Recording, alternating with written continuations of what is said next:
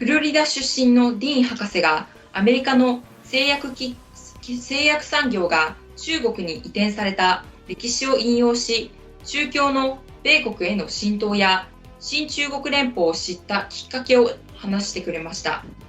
詳しくは VTR をご覧ください。Dr. Jason Dean. I'm a doctor of chiropractic. I'm in America. I'm in the state of Florida, very free state of Florida. Our leader and founder, Mr. Musk, he's the first one to tell the whole world about the true origin of the coronavirus. It came from the CCP's Wuhan lab. So what are your thoughts about the CCP's infiltration and influence in this country, and how can we stop it? I think this has been going on for a very long time. So I know at least since the Kennedy era, but possibly before that. You know, it actually goes back to, you talk about pharmaceuticals and the pharmaceutical control that they have and the crony capitalism, as we call it in America. I go back to the early 1900s, where the actual Rockefeller Foundation, which also has ties to Chinese Communist country. So they took away the actual healthcare system in the U.S. way back in the early 1900s, right? So then they took all of our medications, all of our facilities, they started shipping everything, started going overseas. So then it started being using over in China. So I know, unfortunately, you have lots of slave labor camps over there as well, because they're forcing your people to make products and medications for our people, which is actually completely